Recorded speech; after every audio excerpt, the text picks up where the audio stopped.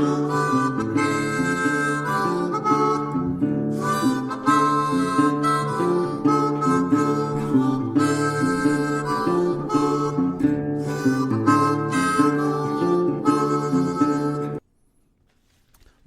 to Q on the Rocks. This is a special edition that we are doing in partnership with Nick's Rides for Friends, the new Through the Eyes of an Addict 3-part series. Today I am joined with Bryan Bush, and he is going to be talking about his journey. Bryan, welcome to the show today. Thanks for having me, Robert. All right, so I think what I want to get started with first is, can you tell us a little bit about what you're doing right now?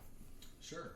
Right now I am a CCAR, which is a certified recovery coach, as well as a provisional CERPA, which is a certified peer advocate, and I am employed through CHAD, which is the Confidential Help for Alcohol and Drug Treatment outpatient here in town.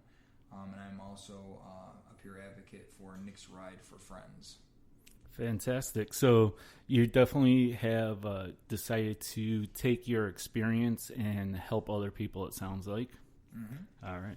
Now, we were having a little conversation before. I was just trying to get an idea of your story. And you hear a lot of times how people have had an injury or some other things, and they get put on pain pills, and that's really where their addiction starts. Mm-hmm. Your story is a little bit different than that. Mm-hmm. Can you give us a little background as to how your journey over the last 8 years or so began, and where you feel your addiction actually started? Sure. So that's that is a good question. It's a deep question because the recovery journey and where the addiction started are definitely two things. I guess where my addiction started, I think it starts way before I ever pick up a drink or a drug. I think that there was some underlying, untreated defects going on within myself internally, and the drugs, the alcohol, were just some sort of external validation that I used to not cope with what was going on inside of me. I've been able to identify some things through this process. I've always been a people pleaser. I've always sought external validations to feel any sort of self-acceptance or self-worth. Even going back to high school, I would create these personalities or personas to kind of float between the groups that I thought were popular and the groups that I thought I needed to feel any sort of validation about myself. So like one year in high school, I'd be rocking the tie-dyes and the Ron John smoke shop shirts and trying my best to grow out my dreadlocks and hanging out with the guys that played bongo drums and listened to Bob Marley and smoked pot. The next year I'd be rocking Tommy Hilfiger and Nautica and Sean John, and doing my best to fit in with the urban crew and listening to rap and talking like a gangster, or what my impression of a gangster was. And by senior year I was wearing Abercrombie and Fitch and Gap and Structure and trying my best to look like an Abercrombie and Fitch model. So I don't know where that initially started, but I know that it was something internally way before I ever picked up a drink or drugs. Okay. That's interesting, because I think that speaks to the idea of how addiction can truly be a disease, how it is a disease, because you're saying here that basically you are wired to crave and desire these outside sources to make you feel better. Is that fair to say? I think it is fair to say. I don't think addiction is a moral failure or a lack of willpower. It's been from the American Medical Association, Department of Health. It is a disease, and it was my easiest way to cope with what was going on with me. When I picked up, I did not have to feel, that judgment, the fear of failure, the fear of being accepted by people. Like, I just didn't have to feel anything. I actually felt good. I could do anything. Mm-hmm. Now, was there things in your childhood? How was your family life? Would you consider it a rough childhood, or were you very supported? The complete opposite. I grew up as an only child, so I was the best child. Both my parents are still together, which is something that I typically don't see. All my friends growing up, most of their parents were divorced. Both of them worked, blue collar, middle class jobs. So like there were frequent trips to Disneyland, and we had a cottage in the Thousand Islands, boats. I had nice birthday parties, and neither one of my parents, I've never seen either one of them pick up a beer or let alone do any drugs. My grandmother on my father's side was a fall down alcoholic. From the stories that I heard, because she passed when I was about 6, so I don't truly remember. I mean, I can remember smelling the smell of beer and hard liquor on her, like looking back now. But I mean, the stories my father would tell me, like when he was in high school, like he would get called to the principal's office and have to go pick her up off the supermarket floor. He was embarrassed to bring anybody over his house. No, like mine was the complete opposite. Like I probably can identify and be honest the fact that I was spoiled, was always closer with my mother and my grandmother on my mother's side. Like never had a great relationship with my grandfather and my father, probably because they didn't co-sign a lot of my BS, whereas I was grandma's little boy and mama's little boy, and could bat my eyes and get whatever I wanted, So it made it a little bit easier for you to go to them and instead. Home life was good. Yeah. I had a fear of being bullied. Like I was the person with the pool in the neighborhood. I think I was an easy target for people who probably weren't happy with their own childhoods. Okay. But there was a little bit of trauma early on. I might have been 7 or 8, and a friend of my parents' friend's child was a little bit older. He might have been 11 or 12, so I'm sure he was just coming into his own for whatever that might be, or discovering what was going on with him. But I just remember us both being in the back seat of the car. I don't know whose driveway we were in. I want to say maybe my parents, but the parents were inside, and I don't know, being like 5, 6, 7 years old, like I started crawling to the front seat, and I just remember him like touching me inappropriately, and like I immediately told my parents about it. But like I think that has created some fears of intimacy down the road for me. But like to answer that question about like why I initially picked up, I think there was a lot of stuff going on that I just wasn't aware at, or had that ability to cope with at the time. Right. And I mean, being so young, you might not have really realized what was going on necessarily, and how that would end up affecting you later on. Right. So when was it after that? How long after that was it that you had your first drink or first drug? I remember. So I was actually pretty good up until like 6th grade.